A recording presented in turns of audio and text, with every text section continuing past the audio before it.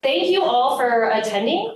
We have 4 speakers here and one that will be on the screen when he shows up. But first we're going to have, I'm also Dr. Barilla. So I'm new faculty in biomedical engineering. So most of you have no idea who I am. I literally started like a month and a half ago.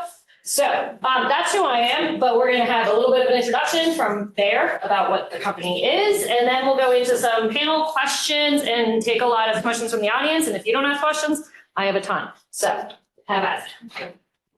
All right, good afternoon, everyone. I guess it's afternoon. My name is Randy Lee, and I'm sure the panel will introduce themselves in due course, but it's really a pleasure for us to be back on campus. As you guys know, we're all alumni, either undergraduate, graduate alumni, and we're here to talk about our paths and current lives working in industry. So as you can see, we work at Bayer. Just wanted to give you guys a quick update on kind of what Bayer does and kind of the broad swath of work that we do.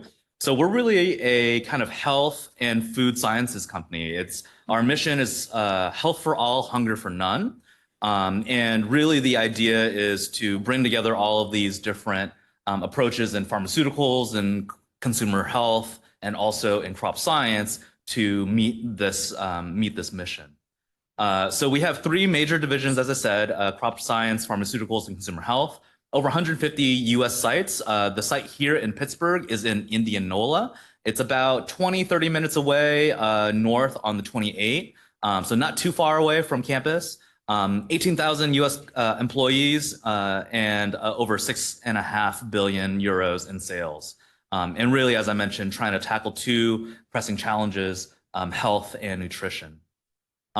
So we have a ton of iconic brands, as you can see here. One a day vitamins. If you get Flintstones vitamins, that's also one a day product. Aleve, Claritin, if you have allergies. Mirena is an IUD. And then as you can see on the left-hand side, there are a bunch of crop science things that we may not be very familiar with. Roundup is maybe the one that you guys are familiar with as a weed killer, but there are a bunch of other pharmaceuticals that are available from the Bayer brand.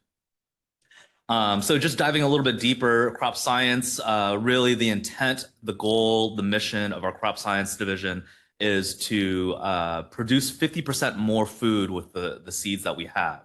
In pharmaceuticals, we want to treat the untreatable, cure disease, and offer hope. That's where we are from. We're from the pharmaceuticals division, and specifically within radiology. That's where we work. And then Rachel, who's on the call virtually, works in consumer health. And this is intended to provide self-care opportunities for customers. So about crop science, very, very briefly, like I said, 50% more food to feed is required to feed the growing demand within the global community. So global population by 2050 will be about 10 billion, and that requires a significant investment in seeds, in digital farming, and all sorts of other really, really cool capabilities to help farmers meet that demand. So responding to extreme weather, limited resources like water, pest and disease pressures, and certainly also regulatory hurdles. So we have our US headquarters for crop science in St. Louis, Missouri, representing about 9.2 billion euros of sales. But the idea is really around seeds and traits and crop protection capabilities. And then also something that I learned, which is I didn't even know existed, was digital farming. So applying drones, computer vision, all sorts of cool stuff to help drive crop yields and improve those. So these are all the different products that we offer. As I mentioned, seeds and traits, crop protection, and digital farming are the real big ones for this division. And I'm sure they would take on biomedical engineers as part of their work. Pharmaceuticals, this one is one that maybe a lot of people immediately think about when they think about Bayer. We need a bunch of different innovative treatments. 1 in 10 adults have at least one chronic disease. By 2030, all of our baby boomers will be older than 65, which will increase demands on the healthcare system overall. 50% of women don't report that they don't receive recommended preventive care. And so breast cancer screenings, contraception, things like that are major emphases for the Bayer Pharmaceuticals group. and 37 million adults, which represent 15% of the US population, has chronic kidney disease. And how can we ameliorate that? So the headquarters for our pharmaceuticals organization is in Whippany, New Jersey, representing about $5 billion or euros in sales. And there's all sorts of individual organizations within pharmaceuticals that work on oncology, cardiovascular disease, women's healthcare, and radiology, which is where we're from. We're also reaching into cell and gene therapy, so some of these combination devices or really leading edge new therapies, personalized medicine, those types of things. And we're building huge pipelines both in oncology and cardiovascular disease. Just an example of some of the products that we offer within pharmaceuticals, as I mentioned, women's healthcare, IUDs, and things like that. Oncology, we have a number of prostate and other types of cancers that we treat. Within radiology, which is where everyone in person is familiar with, Centargo is one of our CT injectors that delivers contrast and saline for a CT exam. We have Gatavist and Eovist, which are MR contrast agents. We also have MR injectors. We have injectors for PET, interventional radiology, interventional cardiology. All of us could probably talk all day about our products in radiology. And then finally, last but not least, consumer health. As I mentioned, this is playing a major role in self-care in public health. So, less than 3 hours annually is how much time Americans spend with their healthcare provider. That might be a reflection of the healthcare system in the US, but it is what it is. But 119 billion is spent on this kind of self-care practice. But even within our population, about 27 million lack healthcare insurance, or 121 million live in healthcare deserts. And so this self-care idea is really, really critical to help plug some of these holes and also allow people to maintain their own health as they wish. So again, the headquarters for consumer health is in Whippany, New Jersey, about 2 billion in sales. And we can increase our reach certainly with some of these iconic trusted brands like aspirin, Bayer aspirin, One A Day, Aleve, things like that. So these are the types of products that we offer: dermatology, pain and cardiology, aspirin and Aleve, Midol as well, digestive health, Alka-Seltzer, Miralax, allergy medicine with Claritin and Astepro. I'm using Astepro right now, and cold and cough medicines and some kids and other nutritional, so vitamins, things like that. We also have a huge, as you might imagine, as a multinational corporation, an enabling functions division where we work through things like communications, finance, health and safety, human resources, law and patents, public affairs, things like that. And one of the main things that all of us will be able to talk a little bit about is kind of with our new CEO, Bill Anderson. He's implemented a major reorganization of how we structure our business and how we work on a day-to-day. That is a concept called dynamic shared ownership, where all of our employees really kind of take this small business owner CEO approach and work in really, really fast sprints, about 90 days, to try and maximize our potential and realize unmet needs and trusting our employees to take those risks where they think appropriate. And so we do that by kind of adjusting how we think about leaders, think about adjusting how we work cross-functionally, and just kind of being the best in terms of getting things done for our customers and our patients. So again, our leaders are intended to act as visionaries, as architects, as catalysts, as coaches, and certainly Chelsea and Mike will probably, and Rachel will probably be able to talk to that. But moving away from this hierarchy of top-down direction to kind of a network where we can really kind of work as a team. And then finally, I just wanted to mention that Bayer, as a multinational company, really values diversity and inclusion. And we've been rated on a number of indices as being very friendly and a great place to work for a lot of different communities. We have a number of different business resource groups. I'm a part of BEJA. There are a bunch of GROW is another one, Advancing Women's Advancement. Enable for Diverse Abilities, and also Merge and Bay Afro. These are all sorts of different groups that are actually led and supported by employees for the needs of that particular community. And certainly another thing that we want to emphasize as well is that sustainability is a constant thing that we're thinking about, trying to find that combination to make sure that we meet our needs for our customers, but also the responsibility that we have for our planet. And so within crop science, we want to support 100 million smallholder farmers in low and middle income countries. In pharmaceuticals, we want to fulfill the need for 100 million women in low and middle income countries to have access to modern contraception.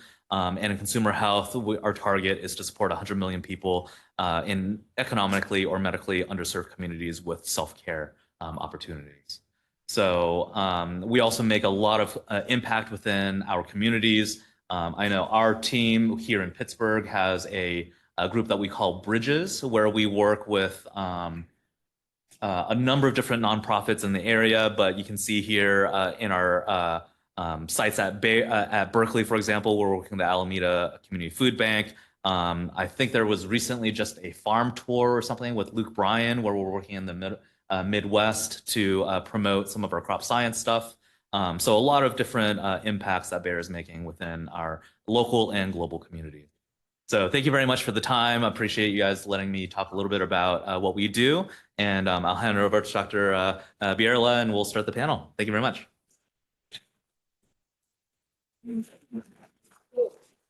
Okay, so they kind of got some questions ahead of time. So a couple of questions for me, and then opening up to you all on this. And hopefully we bring up our remote person. Hey, she exists. You're back on the screen.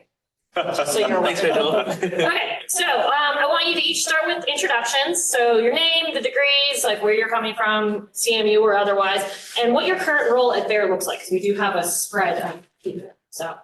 Yeah, I can go ahead and start. So my name is Randy Lee, like I mentioned. I did my master's at CMU after doing my in biomedical engineering. And I did my undergrad at UC San Diego. That's where I grew up, not in San Diego, but in California. I did bioengineering out in UCSD. And then after my master's, I stuck around for a year and was convinced / tricked to do a PhD by my advisor. And so I did my PhD at Pitt, defending in 2017. My current role is I'm a systems engineer. So that's something that people may not be aware is even a role in kind of academic undergraduate education. But my role is really to understand the clinical need and translate those into technical requirements. And so the idea there is that understanding what I need to do in interventional radiology or in a CT exam, I can then set things like accuracy requirements or understand what regulations may be applicable for these types of systems so that when we submit our products later to regulatory authorities, it's an easy time.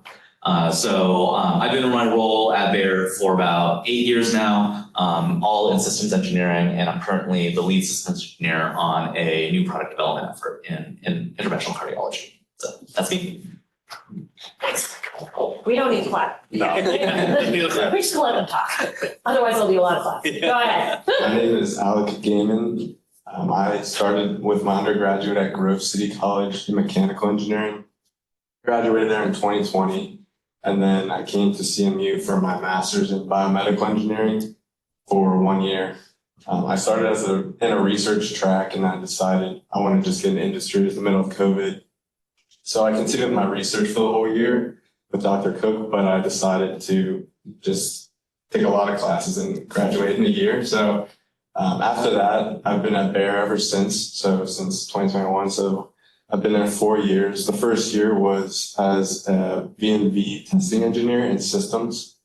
Since then, I've been the sterile disposables group. So currently, Wait, pause. Tell them what B&B is. Okay. I'm a senior design person, Yeah. and most probably don't know what B is. So, go. So V&V is verification and validation. So we do a lot of testing. At that point, I was more in our products that were already released. So I was doing a lot more of testing those products. And after that, for a year, I transitioned into the sterile disposables group. So with all the injectors Randy mentioned, I work on the disposable components.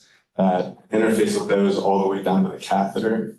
And then that's what we saw with our injectors. So in my role, I'm currently a design engineer, and we do all the design. I'm on the new product development team with Randy for our new product.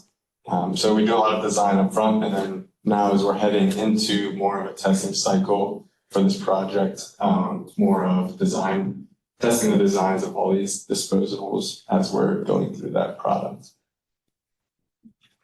My name is Chelsea Marsh. I graduated from Carnegie Mellon 2009. I was an undergrad in chemical and biomedical engineering, double major.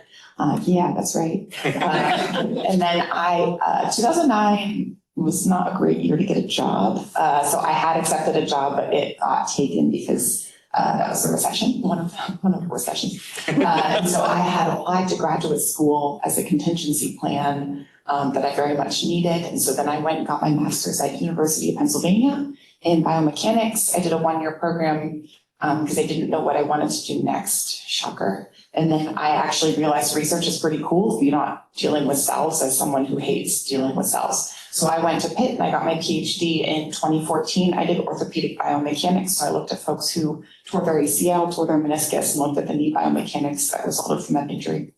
I don't do anything with that now. But it's really fun. And then I started at Bayer in 2014. I started as a human factors engineer, and I quickly transitioned to be a systems engineer where Randy is. And then I was a chief engineer for 8 or 9 years. So I was a chief engineer for a couple of our CT injection systems. And I'm now the head of hardware engineering in device R&D. So I have a team of electrical engineers, mechanical engineers, designers, and also some electromechanical lab technicians, all in R&D, working on different products that will be launched in the near future. All right, my turn. Hi, everyone. My name is Mike McDermott. I went and did my undergraduate year at Carnegie Mellon back in 2011, graduated in 2015. I was a Math Sci BME.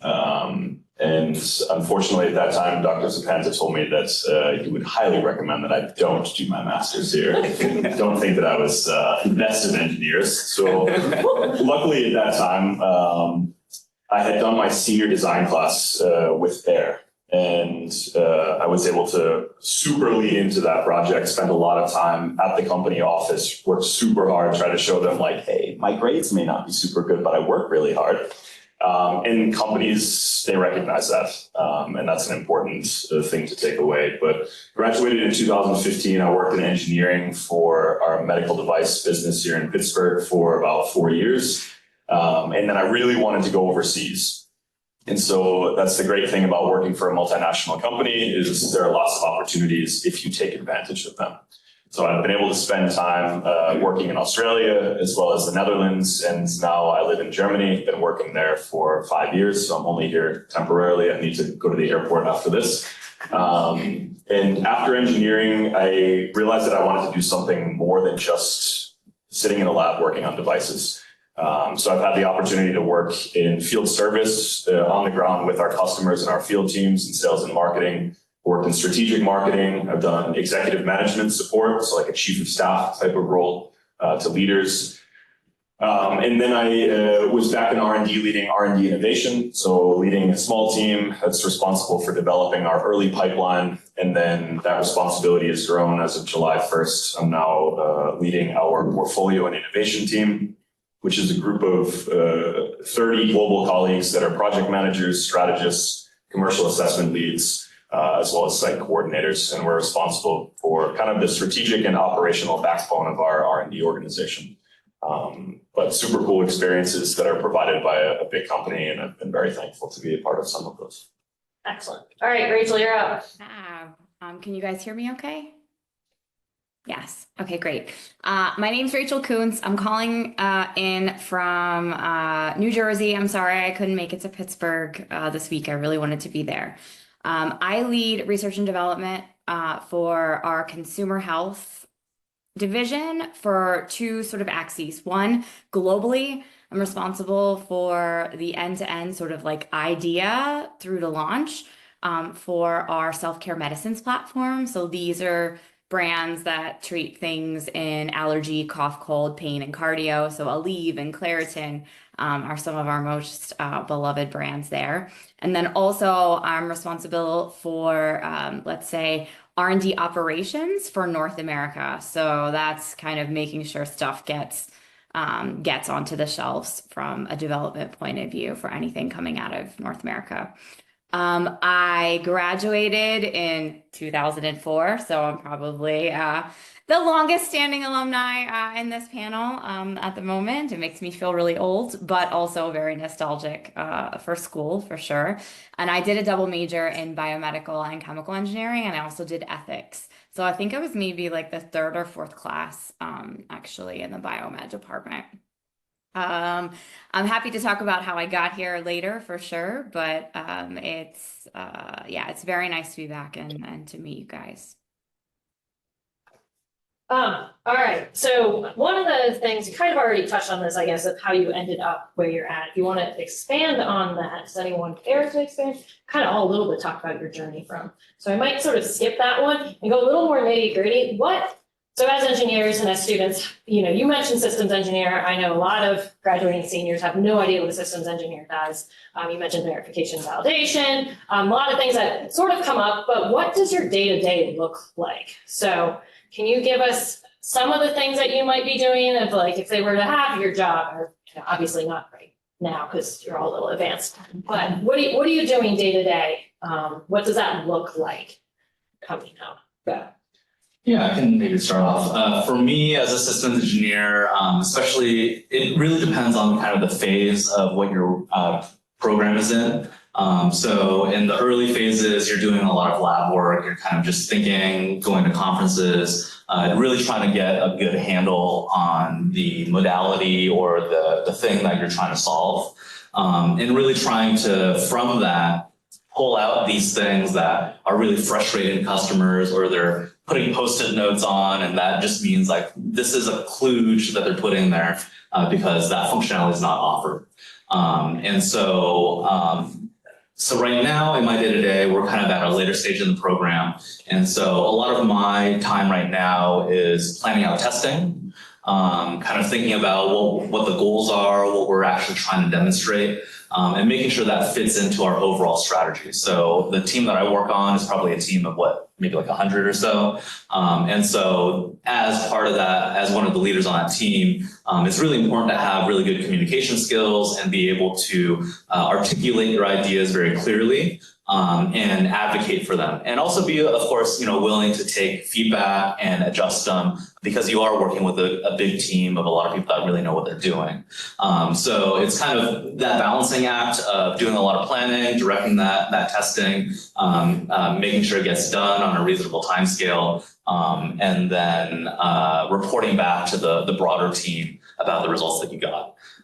So for me, it's been a lot of project management, which is something that I certainly need to improve on. But it's been a lot of fun. It's been a lot of growth and a lot of fun for me. Yeah.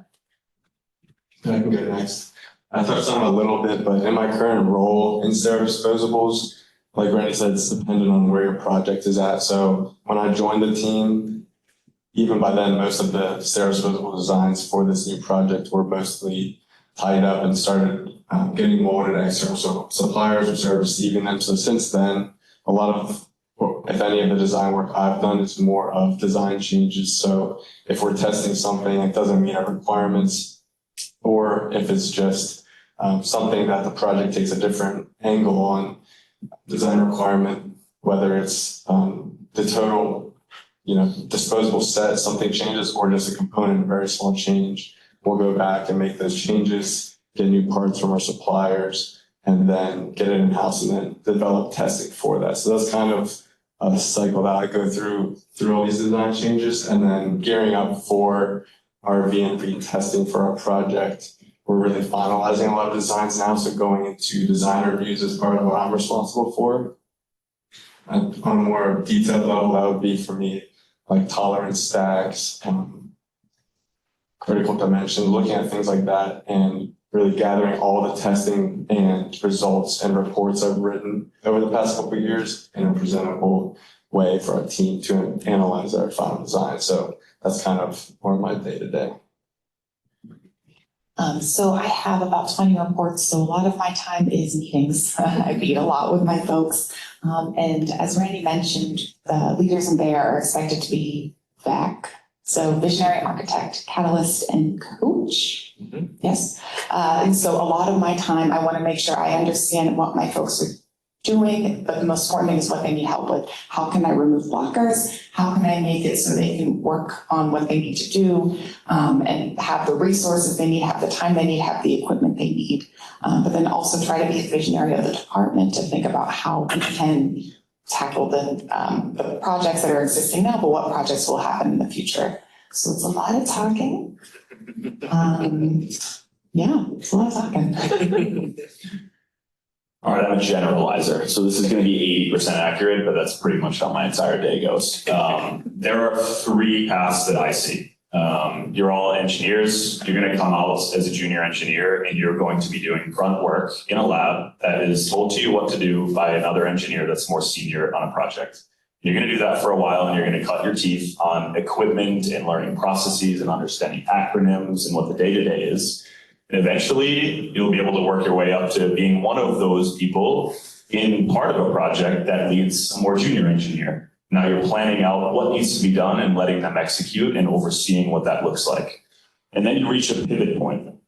Do you like being an engineer forever? If so, you're going to be a more senior engineer leading an entire project that's a mid-size, and eventually at some point you may be leading the most important project for the business as a chief engineer. Or you take a pathway like Chelsea did, which is that you enjoy leading people and building up capabilities for a group of engineers so that they can be sharper tools to go out and lead projects. And that's where you become a department lead or a capability cluster or function lead, leading a group of engineers focused on coaching and growth. And then there's a third path, which is me, which is that I don't like any of those things. And I don't like sitting in one place for a long time. And so it's jumping from one thing to the next, trying to find what you actually like doing. And so I've had the opportunity to spend time in very short stints, 1 year at a time, in very different functions.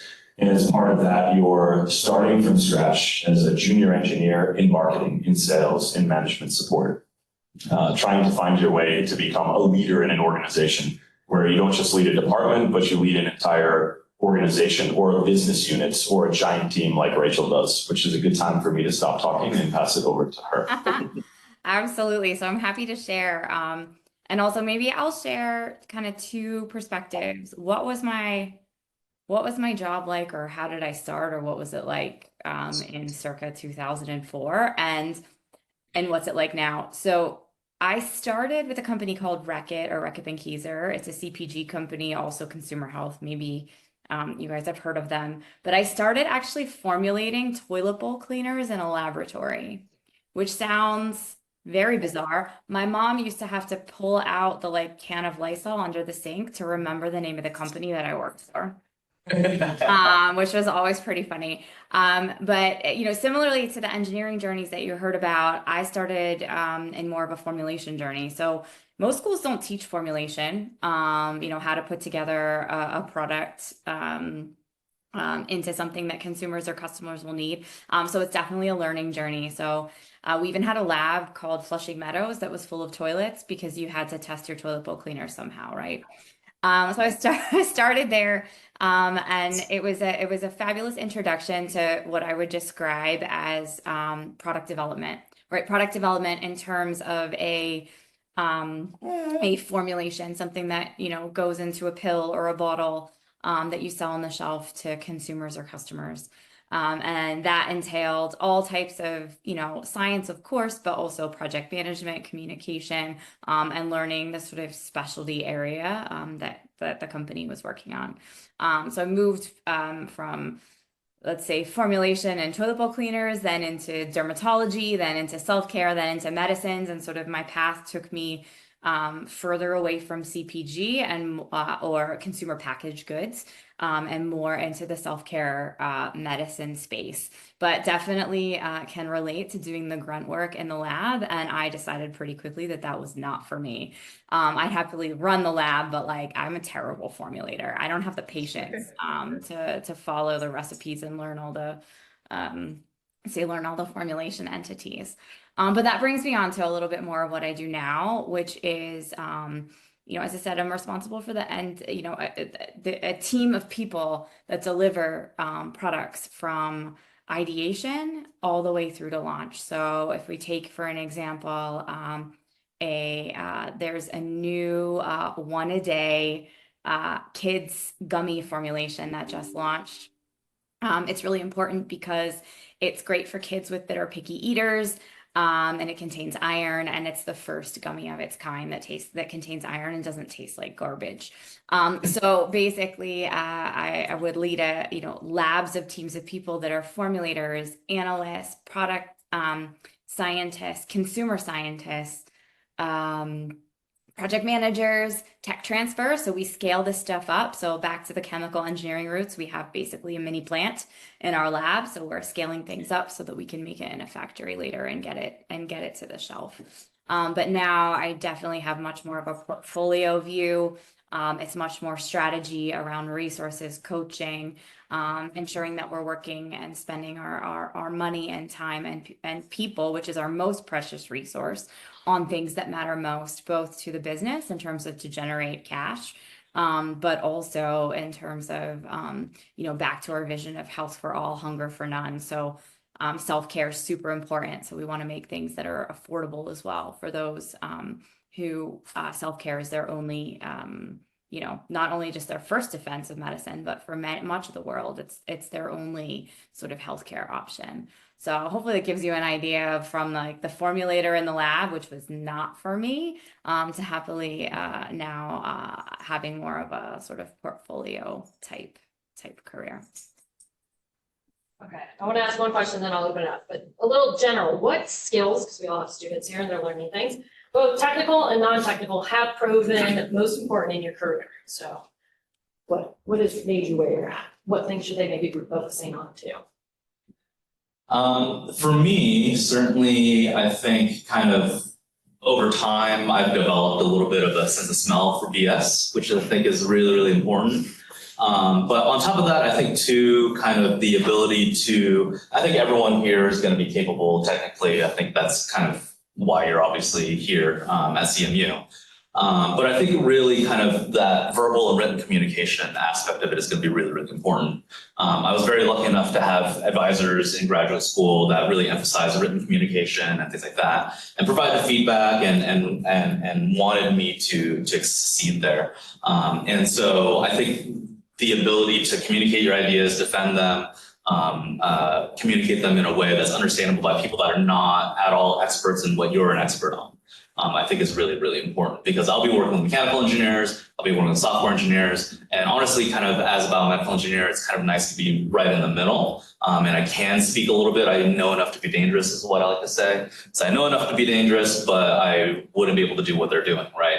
And so being able to kind of play in a lot of those pieces for me has been really valuable, especially as a systems engineer, because if I write a requirement that is like not achievable, then I'm wasting a bunch of time trying to pursue something that's not physically possible. So having that sense for BS, having that sense for what feels realistic is something that will be developed over time. But what gets you really, at least in my opinion, what gets you in the door and advances you fast is excellent written and communication skills. Those are two good ones. So I'll try to think of everyone. Definitely communication is important. I think, like Randy said, everyone in this school or different degrees within Carnegie Mellon has a strong technical base from your courses, and there's a large chunk of it you're not going to use, or might not use for 3 years, then you'll have to recall it. So I think something that is important is being able to learn by yourself, but also with senior engineers, because I came into a position where I did have very senior engineers teaching me, which was a great experience. But there was also a chance where some reorganization happened, some engineers left, and a lot of skill sets were left, where I was able to, I hadn't touched CAD in maybe 2 years. So I was able to, recall that skill, do a lot of learning, get some trainings through work as well to get that back up to speed, and then able to slot into a location where I was needed within my team. So being able to, even if you haven't learned something before, go into a company that I came from a biomedical background, but I wasn't an expert. I'm still not an expert in interventional cardiology, but I'm able to learn in that space. So the same thing with disposables. So within your job, there's a lot of opportunities. So I think learning on the fly and be able to learn by yourself is a big skill. That's kind of, I guess that's a technical and non-technical skill. Communication is so important. I'm going to reiterate it. So something that I learned specifically in my PhD, but it started here, was how to take a lot of technical information and be able to convey it to non-technical people. So when I got my PhD, I had to defend. My mom was in the back. She does not know what I'm talking about, but my goal was for her to understand what I was saying. And that's, I mean, you're not my mom, but it's good for you to know how to talk to someone who doesn't have a background but wants to know what you're talking about. So you could be one of my electrical engineers who's telling me about an issue with one of our injectors in the EMC chamber, or it could be someone like Mike trying to persuade folks that a project is worth investing in. You need to understand what folks need to hear to be persuaded, or what folks need to hear to understand the problem or the ask. And that's something you can hone in group projects. It's something you can hone in research. There are a whole lot of opportunities to hone it. And I recommend you honing it as often as you can. I think for that, there was an average gentleman called Albert Einstein who had my favorite quote, which is, "Genius is making the complex simple." And I think that's super important when it comes to communication. But my two would be to take new ones: curiosity and relationships. Nothing of what you have in your head as facts are going to be the differentiator for you when you enter into a company. There are plenty of people who know facts, and there's also the internet. But what's really important for you is curiosity. So don't follow the XYZ path that's put in front of you, but having the curiosity to explore, why are we doing this? Is there a better way? I'd like to learn this new skill. This is super interesting. Balancing your execution with curiosity will be what makes you stand out and grow in your career. And the second is relationships. So communication is one, but leveraging good communication skills to build relationships is the number one thing that will make you successful in your career. Not a single person in this room or on this planet can do it by themselves.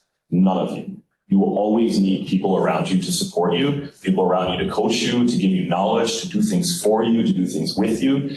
And if you can't find a way to build bridges and relate to other humans in a team, it's going to be really difficult for you to be successful. So I think that's an important thing for you guys to take away.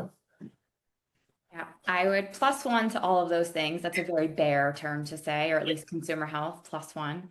And the one that I would add is creative problem solving. I think when I think back to my time at CMU and what I really, really still take, I think it's that training on how to solve a problem. And that for me is also something that stand out when I'm hiring talent into our team. I'm looking for someone who can really sort of stand out in thinking, outside the box to solve a problem. Okay, I have a bunch more, but I'm going to open it up to what we have in the audience and see who's got some questions. What we got? All right, striped shirt. Okay, I have a question for Alec, actually. So you're saying you attend a lot of design reviews, or forgot the term, it's disposable. Yeah, right? disposables. So in a lot of non-medical reviews, the emphasis on any kind of design is more structural, right? Does it hold up the loads? Is it manufacturable? Maybe this is like a super detailed question. What's like the notion in healthcare disposables that you guys look into design reviews? Like, what's the thing that you're kind of aiming for? That's a good question. I think the two that you mentioned that you think are outside of disposables are actually inside disposables. So, like, for example, when I'm looking at maybe one of our components, we're running very high pressure, or our systems are rated to very high pressure injection. So we have to be able to prove that our system and our disposables can withstand, say, 1200 PSI and then some, so that we meet requirements. So I think in terms of, and then, you know, it also has to be very manufacturable because we're pumping out, you know, millions of these a year possibly. So when you think about like the quantity, those two things are also structurally important for us. Within healthcare, I think the main thing maybe that answers your question is also your requirements for not only structurally, but in manufacturing, but the actual use case. So for our design, if I'm looking at what a cardiologist or their suite would need, it's what makes it easier. So maybe some things aren't so much, can it hold this pressure? Can it last this many patients or something? It's more of usability or what function does it give? And then trickle down from there, we have a lot of our requirements, and those are one that we lend itself to in these design reviews. So Okay, but maybe follow, do you guys have these like, not necessarily information for the doctors or like medical practitioners that's gonna be using the product in the room with you? Or is it like separate meetings with them, kind of like showing? yeah, both. So recently it's more of something I've been able to get involved in, which is really interesting, and I've really enjoyed it. So, you know, early on in a product development, I wasn't there for, so maybe if I missed something, Randy can speak to it on my project, but, you know, there is a big search for what's needed in the next big device coming out, where we have our initial design requirements, and, you know, we start to think about what's our goals for our design. And then throughout that process, we're bringing in, you know, doctors, we're bringing in lab technicians that use these systems daily. And then since we've had more iterative designs available, we've been able to bring in our company at Bayer. We've had those technicians or doctors come in, get hands-on with the system when we're still through development, so we get instant feedback. And that kind of continues, those relationships kind of continue throughout the product design cycle. And another thing is like, I had an opportunity to go with Randy, went to a conference. So we're able to, you know, see live cases and live interventional procedures happen. So there's a lot of opportunity where you can see gaps in the field and you can see how your product's going to be used. You can learn about that use case. Yeah, no worries. Yeah, just to add on top of that, some of the technical things that the sterile disposables might need to do is be sterilized. So not every material can be sterilized. A lot of times they have to be clear because you're looking, for example, for air bubbles or things like that. So allowing people to see that, that is a necessary requirement. Certainly all the pressure withstand, things like that. But then also you want to create parts that don't allow microbes and other pathogens to come into the fluid path and then be injected into the patient, at least in our particular instance. And so on top of all of those kind of structural things and the usability things, and of course also every device is going to be individual. So you're going to have specific sterile disposables that then need an interface with the drivetrain or whatever it is. And so communicating with the mechanical engineering team, the electrical engineering team to see, hey, I have this mass-produced plastic piece, and then we're getting off the shelf or, you know, custom machined parts. Aligning those dimensionally and functionally is really important as well. And then, yeah, the physicians, the healthcare workers will not be sitting on their design reviews with us. But yeah, generally, as Alec mentioned, it's part of that continuous and front-loaded learning that we do. I need you to come talk to my capstone class. This is what I tell them. All right, in the front, what do we got? Hi, my name is Mandy. I'm a fourth year PhD here. Thank you so much for all of you. It's really helpful to get like an insider insights. So I heard my question is about like career ladders and with the different degrees that we have here. I've heard mixed like experience. Some people say, oh, with the master's degree, it's hard for them to go up career ladders. They have to do some like special tricks, like go to different departments and come back. I also heard, but like it's something different would be like people say, oh, it's totally okay for people with just a bachelor's degree or like to like, you know, like it's not limited. So I'm wondering what your guys' experience. I got this. Please. Yeah. Yeah. So a few pieces of advice. You said you're working on your PhD. Okay, great. So if you're interested in going into industry, I recommend your PhD counts as work experience. So you are qualified for a job that is maybe 5 to 7 year experience. So you could go into industry at a senior level. So that's one thing that you get over someone with a bachelor's. A bachelor, you're going to go in as an entry level. That being said, I mean, some companies, I remember some, J&J's sticking out. There are some companies where if you want to truly be a scientist track, they prefer you to have some advanced degree. At Bayer, you can't, probably also because we're more electromechanical, at least our part of Bayer, you don't need to have a PhD in order to advance as a scientist. But a PhD is kind of a way for you to, it's a certificate that you can think, doesn't mean you can't think as a bachelor's, it's a way to get in a little bit higher. But we have folks who have PhDs, have masters, have bachelors, and I haven't seen whatever your degree is limit at all in our part of Bayer. There's also folks who have medical degrees, all sorts of different degrees, and it kind of to the diversity comment, it brings up diversity of thought. But my big thing is when you're applying, girl, do not apply to entry level jobs. Yes. You deserve to go in at a higher level because that counts as work. Yes. I would just add, I think it's such a great question. And if you asked me that question 10 years ago, my answer, I think, would be quite different. Now, I certainly, Bayer, but also the industry is moving away from, let's say, like sort of, and I don't mean, but like, what's the right word? Requirements around levels of degrees. Certainly, I think the point about not entry level with a PhD, absolutely, like that counts.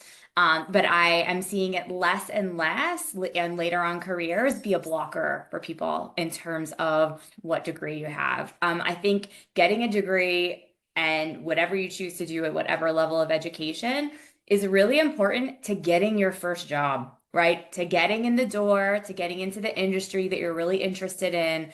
And as someone who has been working for 25 years, I'm not going to say that it no longer matters, but it kind of no longer matters, right? It's much more about the experience, and it's, getting, it matters certainly for those first couple of years. But yeah, if you asked me 10 years ago, I would say, yes, I probably wouldn't be in my job because I don't have a PhD. So head of R&D at Bayer feels like a PhD kind of job. And 10 years ago, it was in the job description, but it's not there anymore, right? So I think there's many, many, many different paths, of which advanced degrees is a very important option for a path, but it's not the only one anymore. That's how I would describe it. Maybe tiny quick add, since Carnegie Mellon is a very international school, is that there are also differences geographically. For example, I'm working now in Germany, and while everything that the colleagues are saying is 1000% true here in the US and to a large degree for most of Bayer globally, there are geographical differences to what a degree means and what opportunities it unlocks. And so having a PhD in Germany is absolutely critically important for most of the history of the company up until still right now.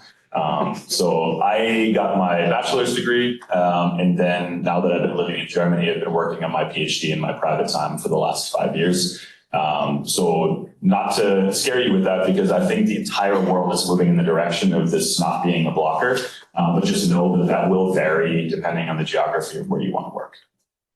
And it's good that you're doing it. That's right. We can commiserate you. Hey, doing it part-time, good on you, man. Yeah, that's terrible. I just went straight through for school. All right, red shirt, Kenny. What would you guys say was your single most important thing you did at CMU, whether that was taking a class or? Did you read my questions? That was one of my questions. Yeah. What was most Important is a good word. Wow, that's a tough one. You had it ahead of time. You could have prepared this. Yeah, but there's one thing you learn is that most people don't read the pre-reads. Try to get you. For me, it was meeting my graduate advisor. He was a really great mentor and really kind of was a great part of my training. Kind of getting that work-life balance, getting the intellectual rigor, and kind of just the joie de vivre, right? And so for me, that was probably what I would say is meeting my graduate advisor, getting into the research that I did, and kind of that just the way my research turned out in graduate school was very interdisciplinary. It was a surgical tool for haptic feedback for microsurgery. And so as part of that, obviously did the engineering stuff, but also did a bunch of the psychology research. And so that interdisciplinary has kind of been a theme in my career and my background ever since. That's kind of what I like. It's fun. It's been fun. Yeah. Maybe I can go. There's not like a single moment, but it's a realization. Like for me, coming to Carnegie Mellon, you realize that there's always someone smarter than you. And that's not a bad thing, but that realization is very humbling. And then if you can parlay that into a second realization, which is that hard work will always trump that person who's smarter than you that doesn't work as hard. The people around you right now, you are in a very tiny bubble of people that are brilliant, passionate, that work really hard. Lean into that and let that carry you out into the real world. I think just being here at Carnegie Mellon is one of the most important things. I think to build off something Mike said earlier, was the most important thing I did was make close friends. Teamwork made that dream work when it came to chemical engineering homework. And it kind of, those relationships, we still have those relationships today. We still come to Carnival. Do you commiserate about classes? Because I do with my own. But knowing that you can't do it all alone, you need relationships to get through your classes, to get connections. I leaned on my colleagues in PhD, in jobs. A few of us will come and do these events. But this was the first time, I mean, in school, in high school, I could do my homework all by myself. Not like I couldn't do that, but you know, you learn what studying is like, and you learn what studying is like with other folks and how other folks think about things and how to build those important relationships that are good for, you know, profession, but also just to have fun, because you're in a tough place right now. I just want to build on that because I actually remember being at like a dean's breakfast and him saying to us, you guys do realize you can't do this on your own and you have to share homework and divide and conquer, and it being such an aha moment. But I think carrying that on in terms of not only, you know, the teamwork, I fondly remember the sort of senior biomedical engineering design course being like one of my favorites, but also not just because it was hands-on and you learned how to collaborate, but you kind of learn what you're good at and what some of your colleagues or fellow students are good at, and how do you then put together a team that just gets the right superpowers together to deliver an outcome. And I think that sort of came together certainly senior year for me. Do you want to add anything you wanted to say? I can add something. I think maybe kind of like everyone's saying, projects, communication, teamwork is important. So if I look back on my time here, it would be, can I pick out 1 to 2 projects to speak in interviews or to draw that experience into my like daily work? So like when you're, you know, applying places, can you use your research experience or the senior design project or something, and really, you know, dial those experiences to what you're applying to or like what you're interested in. So within that team, did you find yourself more to be a leader? Did you enjoy more of the technical design work? Things like that are important for, you know, what kind of roles you want to look for, but also are important for actually applying. Like, you're not gonna necessarily, if you study one thing in school, be able to find a company where you work on the same thing. So be able to transfer those skills and draw on those experiences, probably the most important thing. Can I add one thing? Sorry, Sure. Still creep on the question, but one thing that I was just thinking of, and I'm going to share with you, like one of the biggest failures for me, is to be hyper competitive. Always be hyper competitive, but don't make the same mistake I did, which is be hyper competitive about a problem you're trying to solve or about yourself, but don't compete against those around you.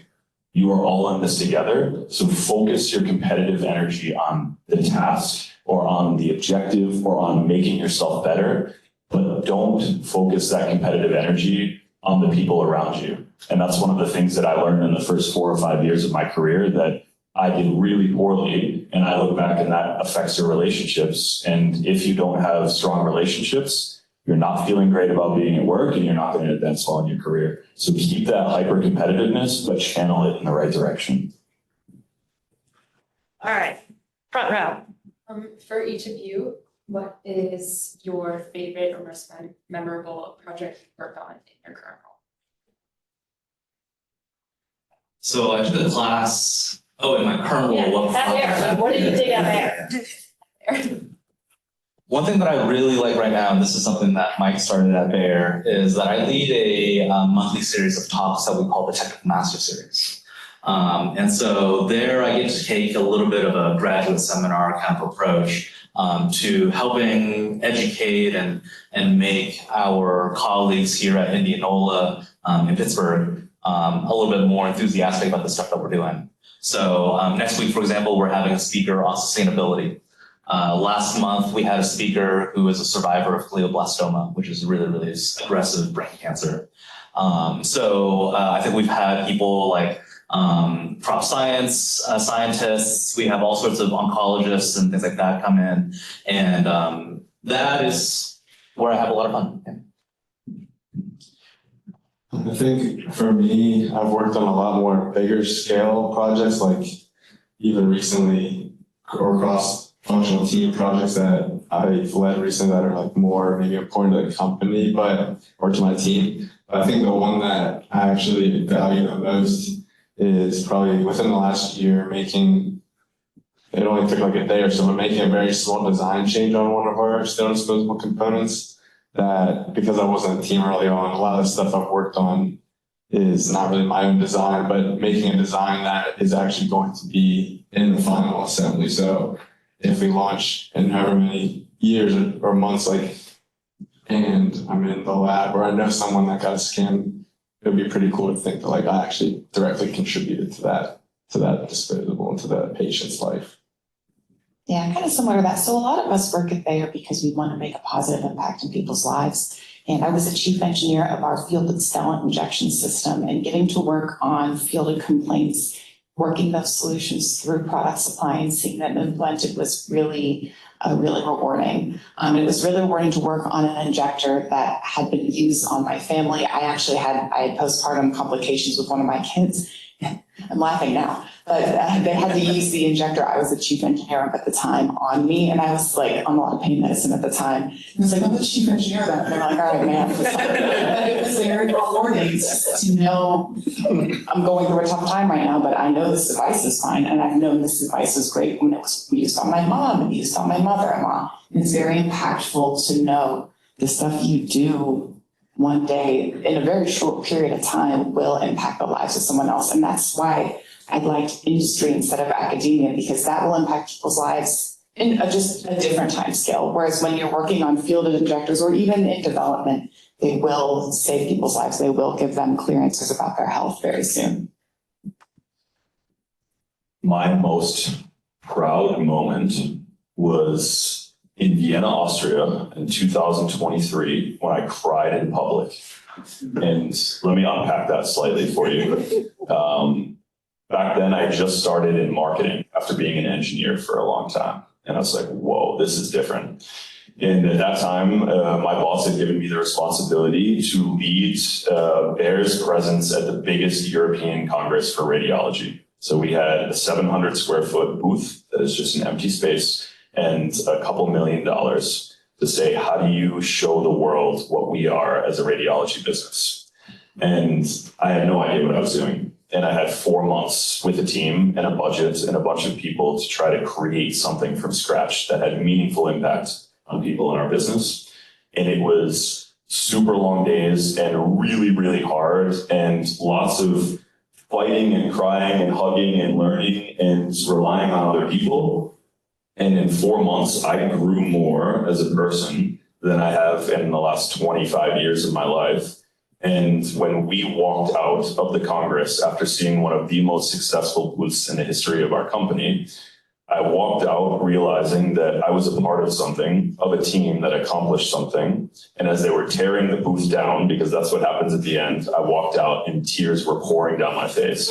And that's one of the cool things that you realize of you do something, you create things, and that has an impact.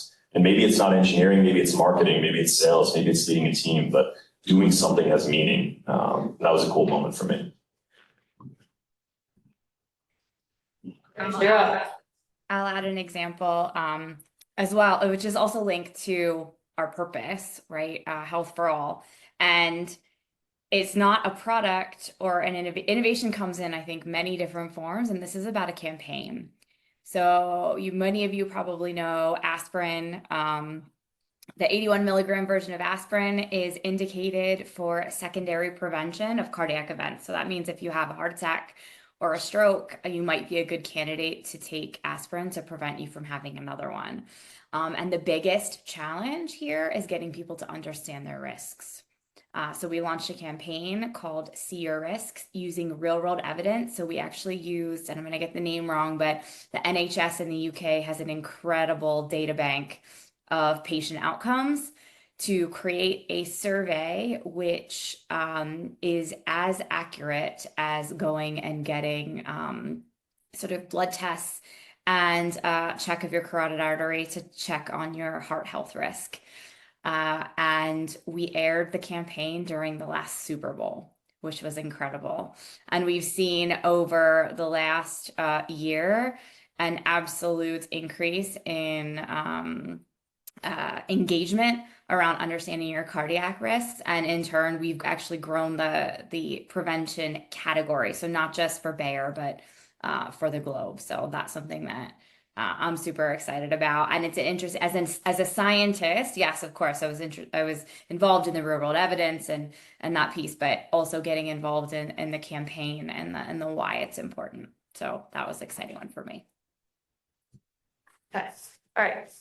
I'm wondering, first of all, thank you here, but I'm wondering, what does the timeline look like from ideation to launch for a product? And how much of the length of that is a factor into like determining which products to ideate first? Oh, the second half of that's super interesting. First half is relatively straightforward. So in our business, which is our radiology business, we have three main asset categories. So we do medical devices, we do software, standalone software, and then we have classic pharmaceuticals called drugs. For pharmaceutical products, the average time it takes from when you're first thinking about an idea to when that product gets regulatory approval is anywhere from 12 to 15 years. So it's a very, very long cycle and it's a very expensive cycle. And I'll get back to that for the second half of your question. For a classic medical device and like the capital medical equipment, you're looking at anywhere from like 3 to 6 or 7 years for the full life cycle process for like a medium complexity electromechanical device. You also have small accessory projects that will go along with it that may run in like 12 or 18 months or 2 years. So it depends on the size and scope. And then in software, you can be pumping something out in a matter of weeks or months. Typically, the average software asset that we would have, again, depends on size and complexity, will be anywhere from like 6 to 18 months or 2 years. So it really depends. Interesting in the second half of that question, because a lot of that goes into my job and what I do right now, which is to a big degree portfolio strategy. So where do we invest our dollars to be able to maximize the impact on our business, so profits, our patients, planet? We're constantly struggling with this and there's no silver bullet, but we look at some proxies for things like this idea, what's the size of the impact that we'll have on patients? And that is a proxy for how much money we can make, but also how much we can impact people's lives. How long will it take and how much money will it take to be able to bring that to the market? And then what is the level of risk associated with the chances that we'll be able to be successful in bringing it there? For a drug, for example, this may, in our business, cost, and this is public info, anywhere from 150 to 300 million euros to be able to bring a contrast media to the market. For a classic pharmaceutical product, that's in the billions. And over a 10-year period, when you start that project, your probability of success for reaching the market is 8 to 11%. And so you have to bake in as an organization the chances that it gets there. And for us, we have to balance big and risky bets with small and sure bets, with high impacts, with high profit. It's a really, really challenging topic of portfolio strategy, but a super interesting one as well. Follow up on that. Is the majority of the cost because of the clinical trials or pharmaceuticals? For pharmaceuticals, yes. So most of our money is spent in the phase 1, phase 2, phase 3 process. A lot of the preclinical things before you get to selecting the candidate that you go forward with into trials That's a very moderate level of investment. And that's why with the way you design a portfolio is you'll have lots of bets in that preclinical stage, and then you're really choosy at the moment where you have to start spending the big dollars. Maybe Rachel can provide her feedback on that question as well. I absolutely, just to give you a different lens, consumer health is a lot quicker and a lot cheaper. We can put a VMS, so like a one a day, or the one I mentioned, we can put a nutritionals product on the market in about 6 months, and you could probably do it for $1 million. But when we talk about something like a Claritin or an aspirin or an Aleve, it does take longer. We do sometimes do clinicals, so you can end up in the sort of 3 to 5 years. So it's like 6 months to 5 years. So it's a different sort of timeline, which is, you know, something to consider when you're thinking about, you know, different career opportunities. And I've done both. It's really there's everything is still urgent and important, and we're running in 90-day cycles. Sometimes in the let's say pharmaceuticals, there's a lot more 90-day cycles than there are in consumer health. If you're a patient, go work for Rachel. All right. Yeah, I'm Shreyas. I was there at your Intinola office this spring. So it was nice seeing you guys back on campus this time. My question is regarding the events that happened in the past few weeks as an international student. When I go online on your website, I only see co-ops. A lot of full-time roles are either in Europe or somewhere else. So is that because of what the current government situation is?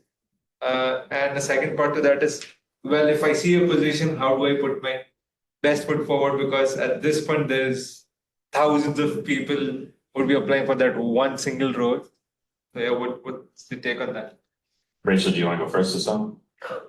Yeah, can you repeat the question with the mic? I couldn't really hear. So he's asking a bit about, I would say, international hiring affair, but then more generally, what should students be doing to maybe stand out in terms of their resume, interview, networking, LinkedIn, all of those things to really stand out of the pack?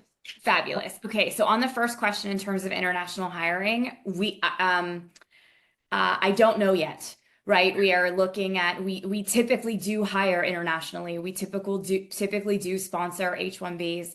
We do a lot of intercompany transfers where we may, which is actually a little bit of an easier route, where we hire employees in the country that they're from and then transfer them later, right? So we pride ourselves on international talent. So the latest administration rule on H-1Bs in the US is, you know, something we're not a fan of, but we will figure out how we'll manage that. And I honestly don't know at the moment. We've been focused on making sure that our current H-1B employees are, you know, in a good spot. So that's what I can say on that. In terms of the second one on how to make yourself stand out. Oh, that's a good one. I think it is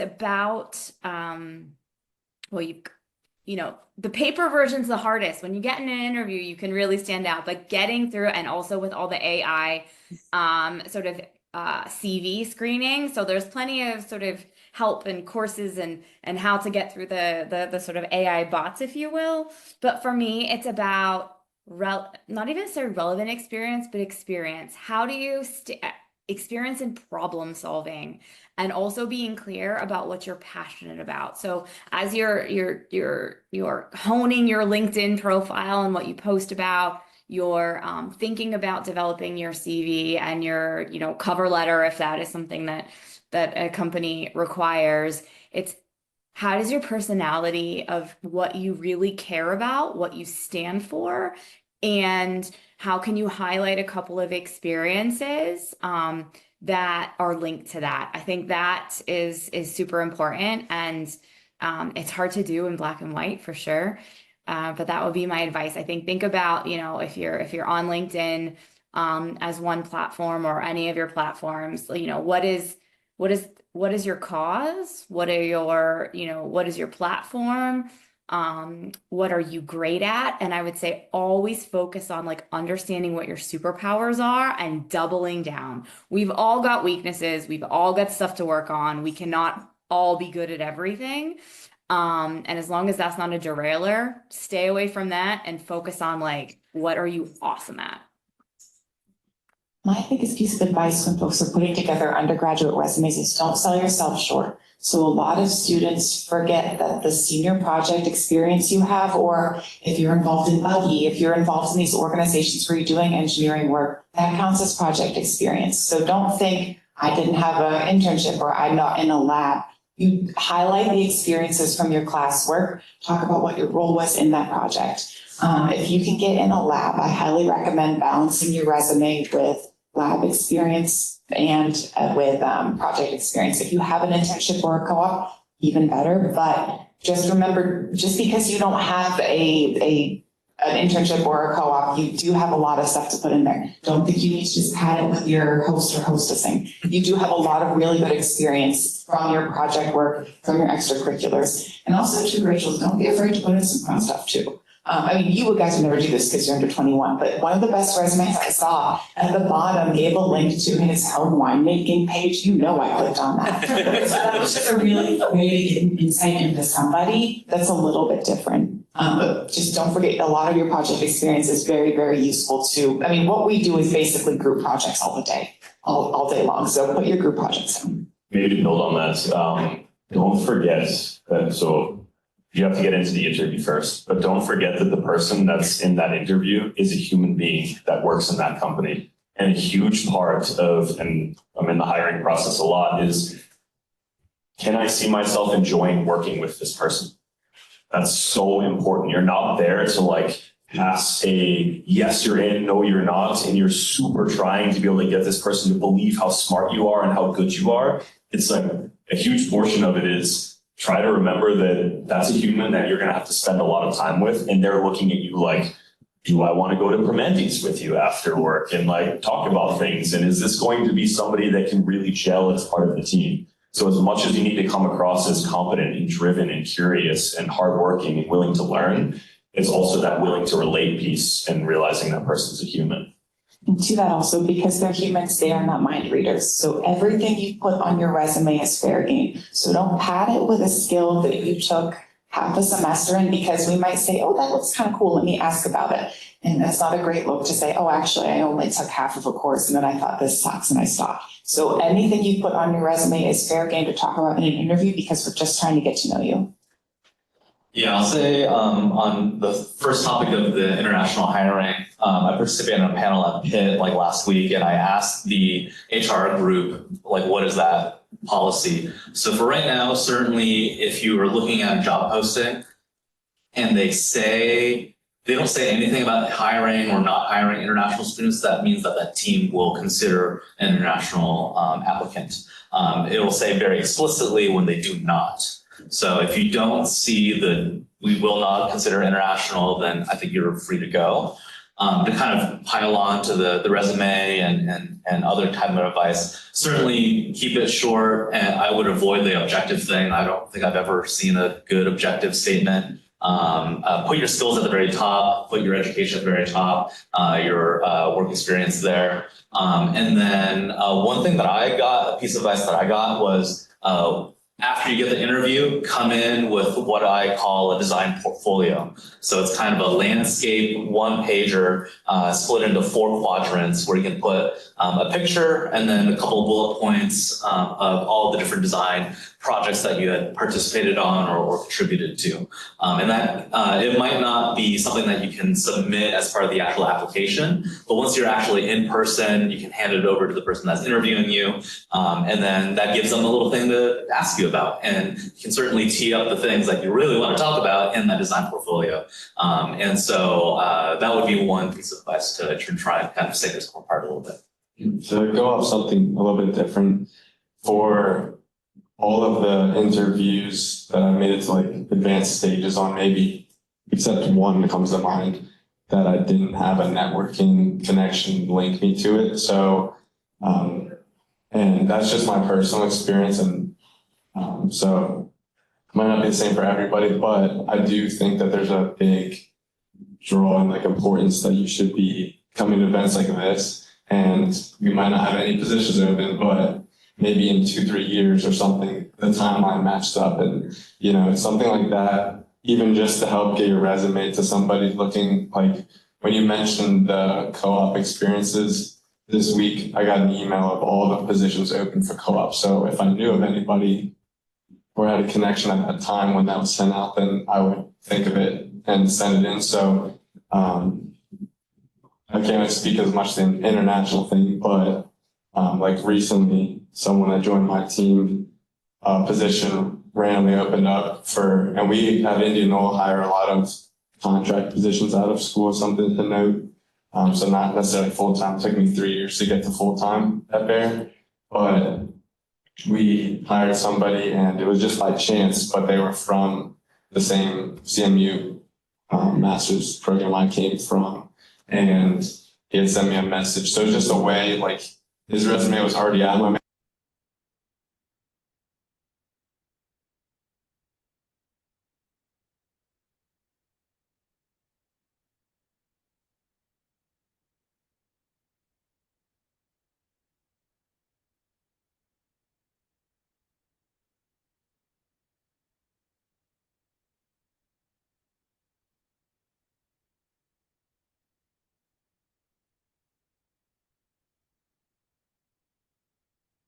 I've already had a lot of CMU students like message me on LinkedIn, and right now we're not hiring, so it's kind of hard. But, you know, and that's not just for Bayer, other companies. You know, if other companies come here, it's just, I think, good practice if you're looking to get an industry to talk with those people. And if you don't, you know, develop a networking opportunity out of that, it's good experience for the next time. So I will say too that when you are looking on the website for Bayer in particular, I think you can make an account and set up notifications, and that will potentially alert you when things get posted up there. All right, you had your hand raised for a while. Go. My name is Ramaya. I'm a first-year master's of biomedical engineering student on the research track. I actually just committed to the Cook Lab, so nice to see a Cook Lab alum doing well. Also was a Chemie undergrad, so I like chemical engineering. I was wondering, so I love science, I love engineering, I love working within the medical field, want to stay within the medical field, but I know I don't want to stay working as a basic engineer for the rest of my life. And like Rachel, Chelsea, Mike, you guys talked about kind of transitioning into more leadership positions, or even Mike, you mentioned doing marketing, especially doing global work, which is something I'm very interested in. So how did you guys transition from your engineering degrees, very heavy technical background, into those spaces? What steps would you have for somebody who wants to kind of do a transition but stay within space? I can tell you how I did it. I don't know that there's a roadmap, but one of the most important things is you need to network inside of a company to understand what opportunities exist before you can be able to jump to that opportunity.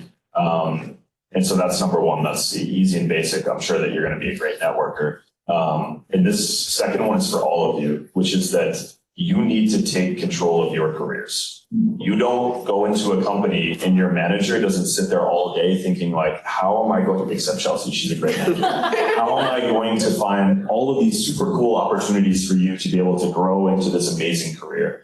When you have great managers like Chelsea, yes. But if you want to jump from engineering to marketing to some kind of leadership or management role, some strategy role, you have to find it and then go get it. And I was sitting here for 4.5 years in engineering in a windowless laboratory. And I went up to my boss and I said, I'm going to quit or you're giving me an SCA overseas, short-term assignment overseas. And I pushed super hard until I was able to move to the Netherlands. And then from there, I was in a different function. And then I pushed super hard to be able to go into something else. And then at some point, you may just get, if you work really hard, say, hey, do you want to come do this? But that first step, that like breaking the static friction, is going to be all on you. So highly recommend that you take control of your career.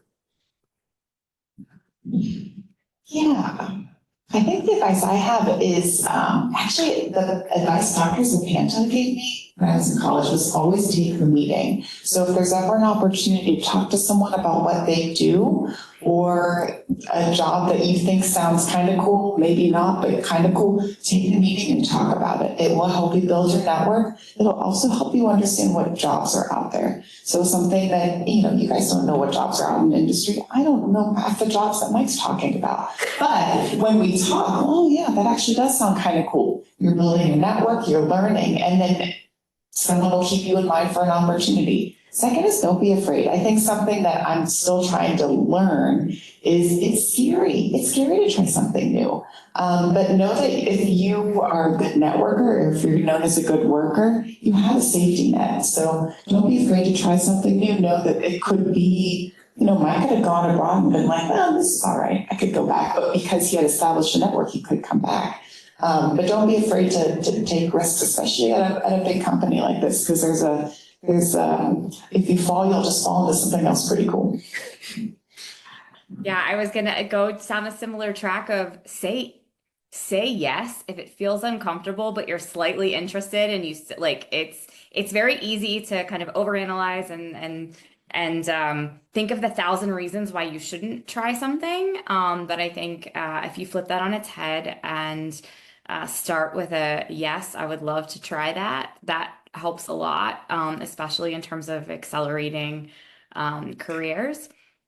And then, yeah, the network, take the meeting, absolutely. And I think as if you're interested in exploring, more generalist leadership, the agility and breadth become important. So trying things outside of your subject matter expertise, because as you advance your career in a more generalist leadership scope, if that's something that you're interested in, that becomes super important because you're working, you're leading, you're coaching people that are way smarter than you, working on areas that perhaps you've not worked in yourself. Okay, we might have time for one quick last question. All right, quick. Hi, I'm Tan. I'm one of the students who messaged Alec. Anyways, so my question is there anything that you would have done differently in your early career if you could go back? Or even while you were a student here. Yeah. You have like 2 minutes, and because I want to keep you guys on time. As a student, don't be so hard on yourself.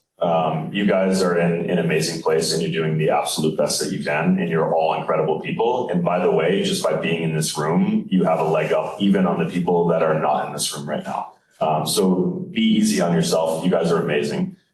In the career, what I would say, and I already shared this a little bit, is focus on the people around you. It's a marathon, not a sprint. And just because you can get to the next finish line, if you didn't bring everyone else with you or focus on team, which I didn't in my early career, then that's going to be a problem. If I could go back, I would focus more on the people and less on the objective.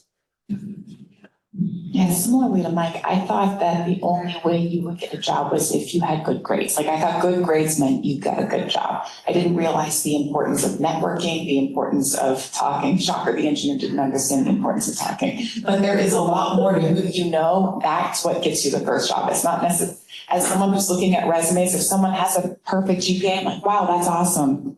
But if we can't connect in an interview, if I don't want to go and get a drink with you at the bar, that was a bad example. We don't want to connect later, if I can't, talk about what the weekend was like, that's more important because that's where you will work together and grow together. So just remember, be easy on yourself, and there is more to getting a job than perfect grades.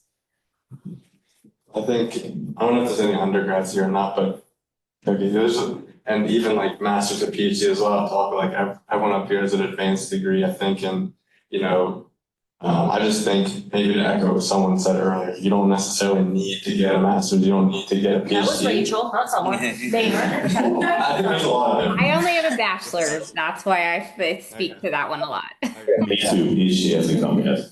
Yeah, so I only have my master's here. But I think I would have been perfectly fine not getting my master's and getting into industry. And then you might have opportunity to get paid by your job to get a master's. So, and even if you're in one of these programs, I don't think you have to say, okay, I missed this chance, or if I don't do this right now, I'm not going to get to this level in 5 years. I think it's very there's a lot of different paths you can take. So I think that's my main piece of advice is just don't look at other people and say, I think I need to do this. Focus on what you think is best for yourself.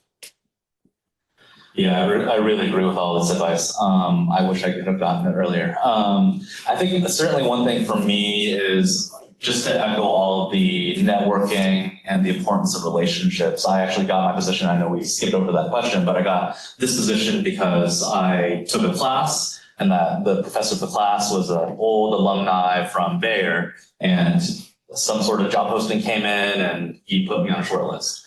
And so I think one of the things, especially for engineers, I'm particularly introverted. And so one piece of advice that I did get kind of early in my career, when you're kind of thinking, self-doubting and being concerned about talking to these like a little bit more senior people, is just recognize that everyone puts on their pants one leg at a time, you know, like it's all the same in the end. And so that kind of gives you a little bit of that confidence, and you can go online, find a couple of icebreaker questions, and just keep those in your back pocket and just see where it goes. So that would be my advice is, yeah, really take this networking kind of relationship building stuff to heart, because that really is kind of how a lot of opportunities will be shown to you. And when you're actually starting to work in a company too, that same advice I think still applies, you know, finding your peers, finding your mentors, finding your sponsors. Those are three groups of people that you want to try and cultivate over your career and the rest of your life. And I think that's where you can try and find those partnerships and opportunities. All right, Rachel, close it out. All right, for me, no regrets. At the end of the day, I think everything's a learning, right? When you're in it, might not feel like it. I've made some real big mistakes, right? At work, in life, etc. But no regrets, because everything's a learning. You learn what you love, what you don't love. You know, you learn what kind of peer you want to be, what kind of employee you want to be, what kind of leader you want to be. And I think every opportunity is one for learning. So thank you guys so much for joining us today. We're so happy to have you. My dog decided to join us too, just this moment. It's like, it's time, Mom, it's time. But thank you guys. And you know what? Treat networking like it's a job. And you've now met 5 of us here. We're now part of your network. Reached out, LinkedIn, send us your CVs, what you're interested in. You want to have a chat? Absolutely. So please, continue to keep the dialogue going with us. Please, we want to bring more CMU alumni into there. We want to help you. Don't be afraid to reach out to us, please. Okay, we want to thank you for coming, and I just thank you. So I don't know what's in it. Thank you so much. Thank you so much. Thank you, students, for attending. Hopefully, you guys have a good day. Those are cute bags.